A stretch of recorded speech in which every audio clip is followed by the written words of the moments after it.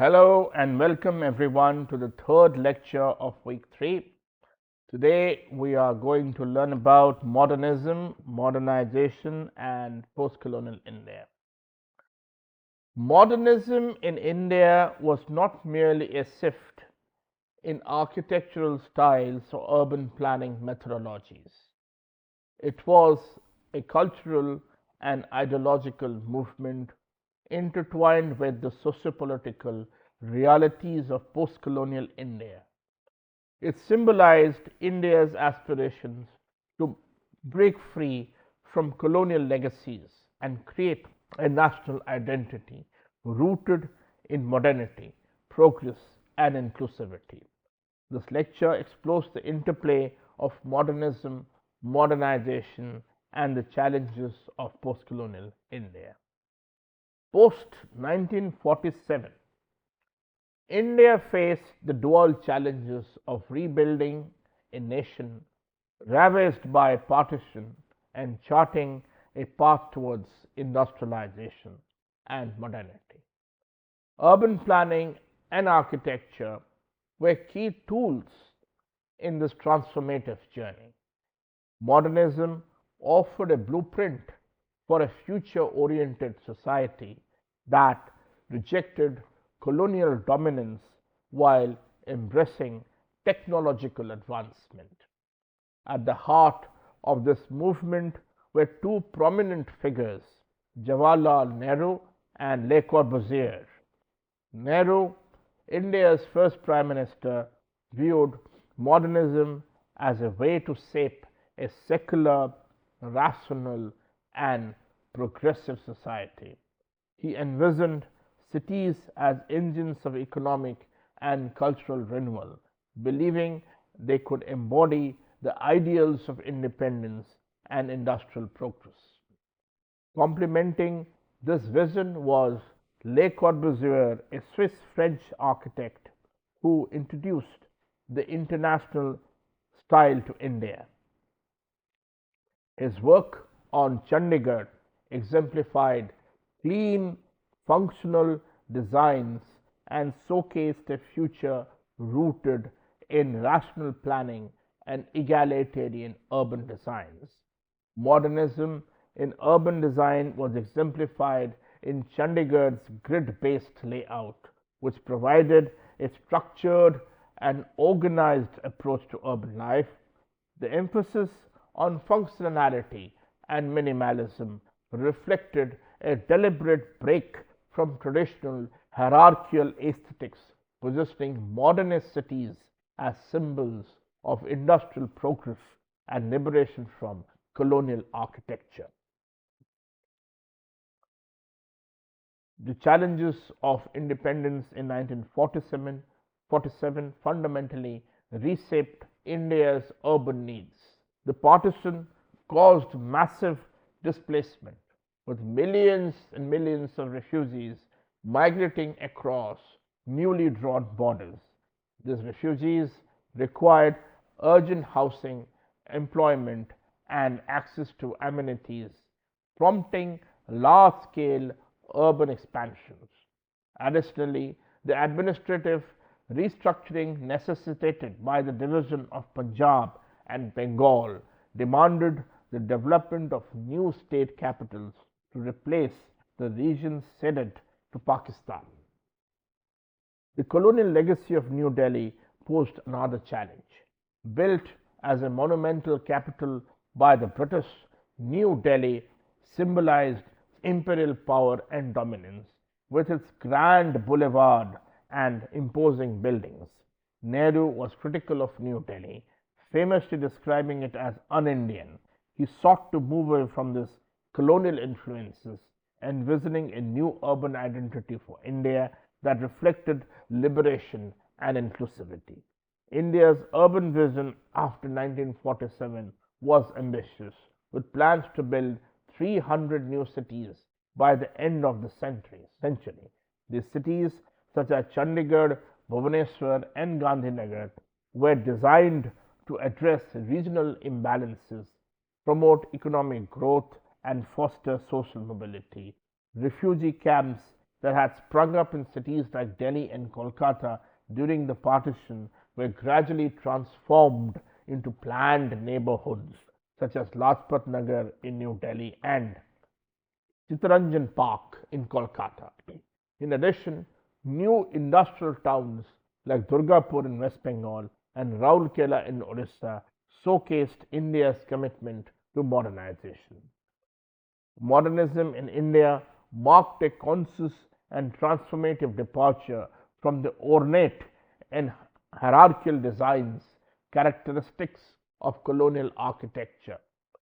This shift symbolized India's aspirations as a newly independent nation striving to redefine its identity and align with the ethos of progress, equality, and technological advancement. It reflected a broader cultural and political movement that sought to shed the remnants of colonial dominance and embrace the ideals of modernity. Under the leadership of Jawaharlal Nehru, India envisioned its cities as expressions of independence and self reliance.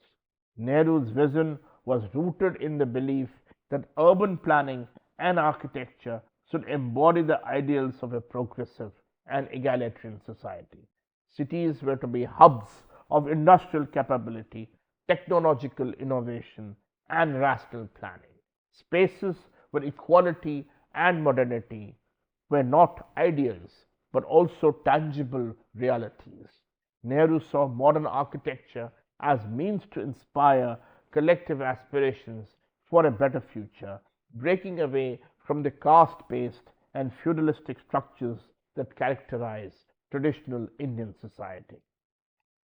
Le Corbusier, the renowned Swiss French architect, played a pivotal role in shaping this vision.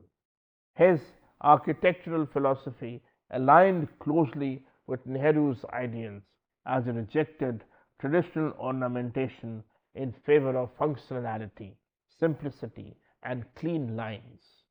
Le Corbusier argued that architecture should serve as a tool for liberation, breaking free from constraints of tradition to foster environments conducive to modern living. His approach emphasized modularity, scalability, and efficiency, which he believed were essential for addressing the needs of rapidly urbanizing societies. The city of Chandigarh, designed by Le Corbusier, stands as a testament to this modernist philosophy. Conceptualized as a symbol of India's forward looking aspirations, Chandigarh featured minimalist structures, open spaces, and a strong focus on functionality. The city's layout reflected a grid based rationality with defined sectors and carefully planned public spaces. One of the most iconic elements of Le Corbusier's work in Chandigarh is the Open Hand Monument, a massive metal structure that serves as a universal symbol of peace and reconciliation. This monument encapsulates the spirit of modernism by emphasizing inclusivity and progress while rejecting traditional and exclusionary designs. Its open palm, which swivels with the wind, symbolizes the dynamic and forward moving essence of modern thought, inviting dialogue and exchange. Though Chandigarh and similar projects, modernism in India sought to establish a visual and functional vocabulary that resonated with the ideals of independence and progress. It redefined architecture as a medium for fostering societal transformation, paving the way for a new identity grounded in equality, innovation, and a break from the colonial and traditional past. The implementation of modernism in India is best illustrated through these three significant examples: Chandigarh, Bhubaneswar, and Gandhinagar. Each city represents a unique experiment in modernist urban planning, reflecting India's aspirations and challenges. Chandigarh, designed by Le Corbusier, was conceived as a capital of Punjab after the partition. It was India's first planned city post independence and featured a grid based layout divided into self contained sectors, each with residential, commercial, and recreational zones. The city was characterized by monumental structures such as the High Court, Secretariat, and Capitol complex, which symbolized India's commitment to rationality and progress. However, while Chandigarh became a model for modern urban planning, it was criticized for its rigid design and disconnection from Indian cultural traditions. The city's strict zoning system also hindered its ability to adapt to urban sprawl, leading to unplanned growth in surrounding areas. The transformation of Bhubaneswar, the capital of Odisha, from a historical temple town to a modern planned city is important to look into. Bhubaneswar has been historically significant as a temple town, known for Kalinga style architecture and cultural heritage. It was a major religious and cultural hub with numerous temples dating back to ancient and medieval times. When Orissa needed a new capital after gaining statehood in 1948, Bhubaneswar was chosen due to its historical prominence and strategic location. The goal was to create modern administrative capital while preserving its cultural identity. Otto Koenigsberger, a German architect and urban planner, was tasked with designing New Bhubaneswar. He was known for his expertise in planning cities in tropical climates and emphasized functionality and cultural integration in his designs. Koenigsberger plan sought to balance the city's ancient heritage with its emerging role as the modern urban center. He laid out wide roads, organized zones for administrative and residential purposes, and planned green spaces. A significant challenge was integrating Bhubaneswar's rich cultural and religious heritage into the modern urban planning. The goal was to respect the old while building a city for the future. Additionally, tensions arose between the old Bhubaneswar, centered around the Lingaraja temple and other ancient structures, and new Bhubaneswar, which is planned city with administrative offices, modern residential areas, and commercial spaces. The dichotomy created tensions between traditional and modern identities. Ravindra Mandap, an auditorium inspired by the former Buddhist stupa, exemplifies how modern structures were designed to reflect local traditions. This blending of modern functionality with architectural elements rooted in the region's cultural history highlights the efforts to integrate heritage into the contemporary design. Bhubaneswar became a model for rapid urbanization in Odisha, a state that was predominantly rural. The city's development demonstrated how to balance urban planning with the preservation of cultural heritage. The transformation of Bhubaneswar reflects broader themes of modernization, post-colonial identity, and the tensions between tradition and progress in newly independent nations. This case serves as an important study in urban planning, heritage conservation, and cultural identity in post-colonial India. The capital city of Gujarat, Gandhinagar, was conceived in the 1960s as a tribute to Mahatma Gandhi's ideals of simplicity, self-reliance, and community living. Designed by architects H.K. Mewara and Prakash Apte, the city exemplifies a unique blend of Gandhi's philosophy and modernist urban planning principles. Gandhinagar's layout emphasizes decentralization, with self-sufficient sectors or neighborhood units forming its core. Each sector is designed to function as a microcosm of the city, equipped with essential amenities like schools, parks, and markets. This approach reflects Gandhi's vision of self-reliance at the grassroots level, encouraging local resilience and community interaction. A hallmark of the city is the central avenue lined with lush green and wide walkways. This feature embodies Gandhi's respect for nature and his belief in fostering a harmonious relationship between humans and the environment. The tree-lined spaces also encourages pedestrian movement and collective activities, underscoring the importance of community in urban life. However, designing Gandhinagar posed challenges. While Gandhi's ideals prioritized simplicity and sustainability, the architecture also had to incorporate modernist principles to meet the demands of a rapidly developing India. Balancing these seemingly divergent goals required innovative approaches to infrastructure, aesthetics, and functionality. Ultimately, Gandhinagar stands as an architecture and philosophical experiment, showcasing how traditional values can inform modern urbanism. Its design highlights the enduring relevance of Gandhi's principles in shaping inclusive, sustainable cities for the future.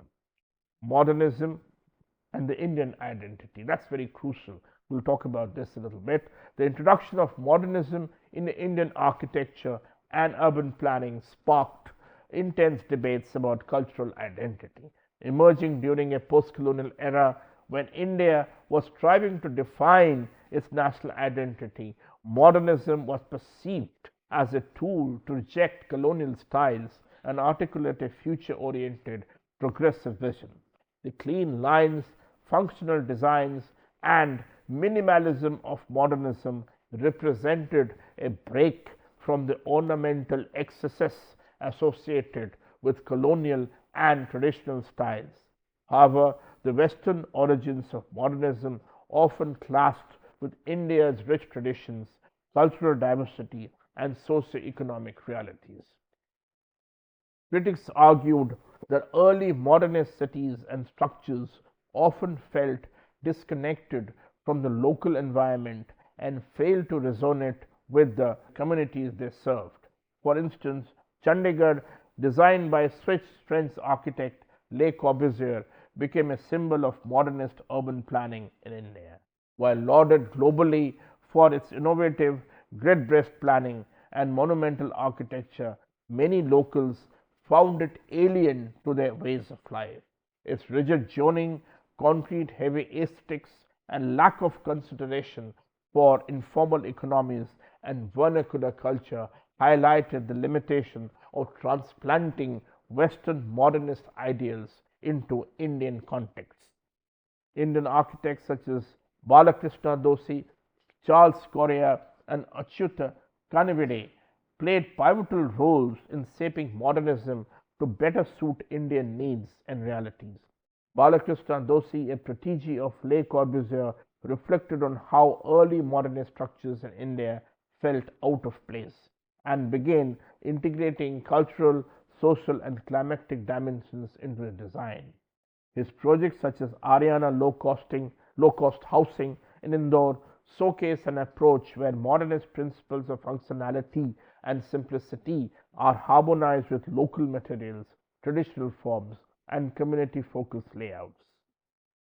Similarly, Charles Correa sought to reconcile modernism with Indian traditions. His work is characterized by sensitivity to local culture, climate, and social structures.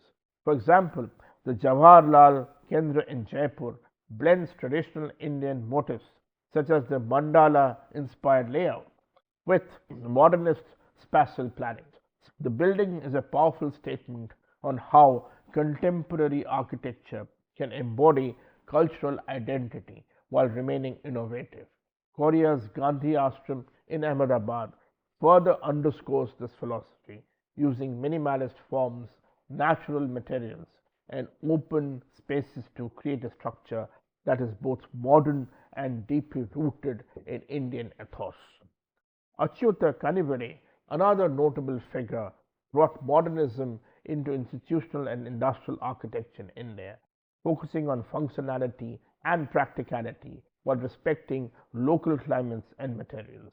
Their designs for institutions such as the National Dairy Development Board and the Indian Institute of Technology Kanpur demonstrate a balance between modernist ideals and Indian needs.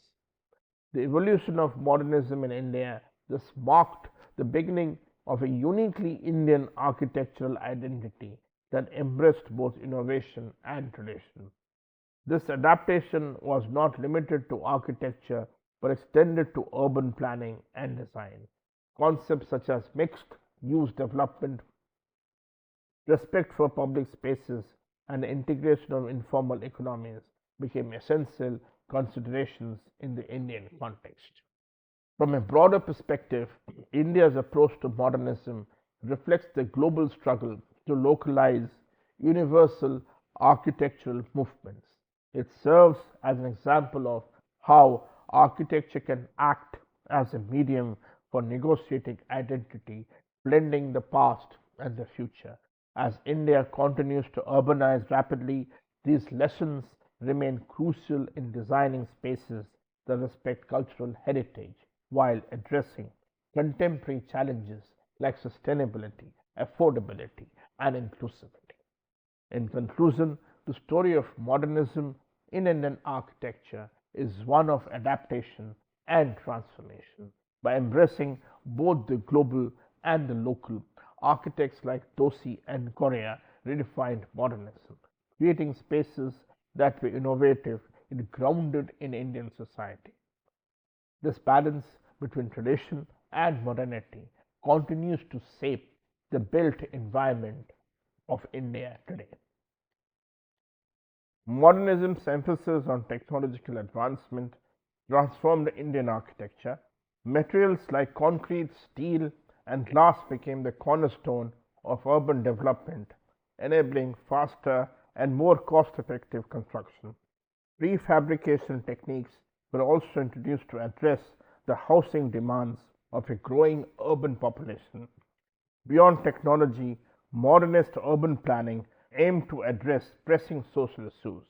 Cities were designed to tackle urban congestion, provide affordable housing, and ensure equitable access to resources.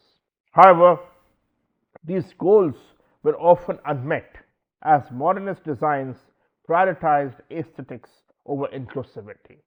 For instance, Sector 17 in Chandigarh, envisioned as a pedestrian friendly commercial hub, struggled to accommodate the needs of informal workers and low income populations, highlighting the limitations of modernist planning in addressing social realities. Gandhinagar, while being an ambitious and innovative project, has had both notable successes and significant limitations in its implementation. One of the city's major achievements lies in efficient urban layout and better living conditions. The decentralized, sector based design ensures that essential services such as healthcare, education, and transportation are readily accessible to residents, contributing to a higher standard of living. By focusing on self sufficiency within each sector, Gandhinagar also aimed to reduce the pressures of urban overcrowding, providing citizens with a sense of community and autonomy. Furthermore, the city's development has stimulated local employment opportunities, particularly through the establishment of industrial zones and business districts. This growth in employment opportunities has contributed to the region's overall development, fostering industrial growth in Gujarat. Despite these successes, Gandhinagar faced significant limitations. The city's design and development largely failed to address the pressing issues of illiteracy, poverty, and adequate housing for lower income populations. While it focused on creating a modern and self sufficient urban space for the middle and upper classes, it did not effectively cater to the needs of economically weaker and rural population. The principles of modernism, with an emphasis on efficiency and aesthetics, remained largely inaccessible to those living in poverty or rural areas, leaving a large segment of the population without the benefits of the city's growth. Moreover, Gandhinagar's inclusive design goals, aimed at fostering harmony between different communities, did not succeed in reducing tensions between Hindu and Muslim population. Despite the city's physical planning efforts to create an integrated, peaceful environment, religious tensions persisted, highlighting the complex socio-political realities that the urban design could not resolve. This failure underscores the limitations of architectural planning in addressing deeply rooted societal issues like communal violence and inequality. Thus, while Gandhinagar has had some measurable success in urban planning and industrial growth, its shortcomings in social inclusion and equitable development point to the broader challenges faced by modernist urban projects in addressing the needs of all residents, particularly those from marginalized communities. In the field of architecture, several influential figures have significantly shaped the trajectory of modernist design in India, incorporating elements of local traditions and cultural context. These architects have crafted designs that harmoniously blend modernism with Indian aesthetics, reflecting both global trends and the unique needs of Indian society. Charles Cornier was a key figure in this movement, renowned for his commitment to sustainability and his deep respect for local traditions. Cornier's work often integrated natural elements like ventilation and sunlight, while also reflecting India's architectural heritage. His designs emphasized environmentally conscious approaches, addressing issues like climate and context. Korea's approach sought to create spaces that were not only modern but also connected to the local environment and culture, emphasizing simplicity and functionality. One of his notable works, Jawahar Kala Kendra in Jaipur, exemplifies this approach. The center combines traditional Rajasthani architectural forms with modernist design elements, creating a space that respects the local vernacular while offering a contemporary experience. The design, open courtyards, use of local materials, and geometric precision reflect a deep understanding of both local culture and modern design principles. Balakrishna Doshi, another influential architect, integrated modernist ideals with Indian cultural context. Doshi's work focused on how modernist architecture could be adapted to suit India's unique social, climatic, and cultural needs. His designs emphasize flexibility, adaptability, and the creation of spaces that promote community interaction. For Doshi, modernism was not a foreign concept, but one that could evolve from and complement local practices. Achyuta Kanivide is known for integrating modernist principles into institutional designs, focusing on functionality and simplicity. Kanivide's work often incorporated modernist ideas such as the use of concrete and clean lines, while also considering the institutional needs of educational and governmental buildings.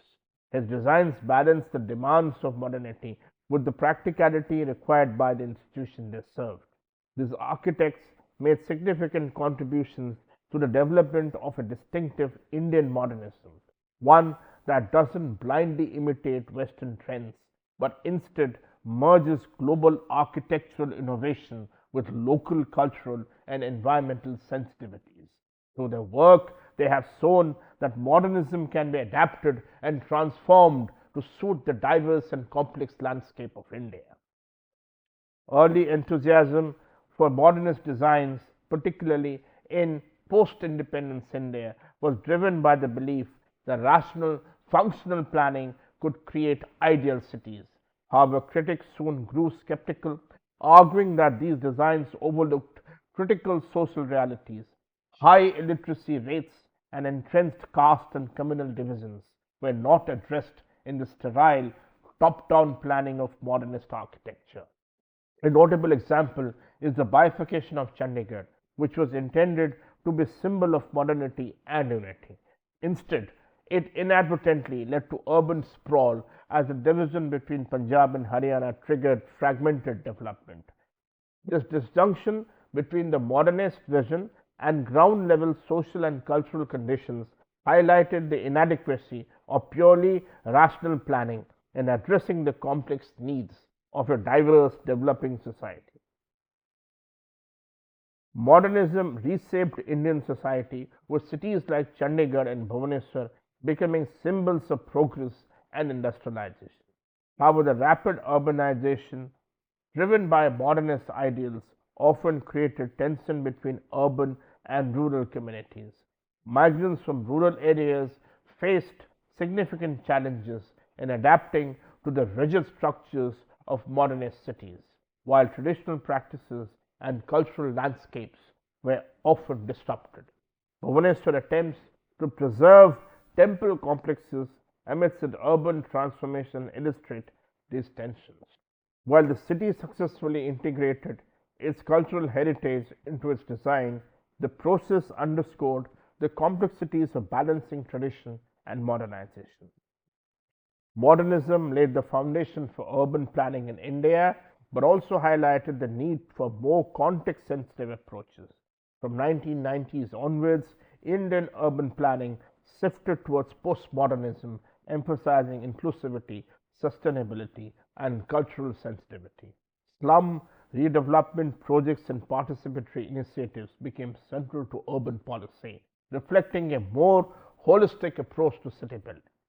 The redevelopment of Dharavi in Mumbai, for example, illustrates this transition by integrating marginalized communities into the urban fabric.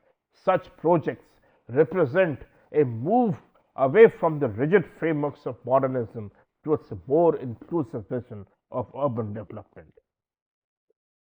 Modernism in India was a bold experiment that redefined urban landscapes and national identity.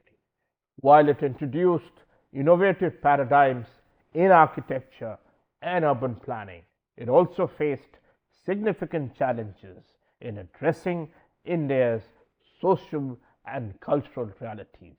Reflecting on these experiments underscores the importance of contextualizing urban planning within the diverse needs of society.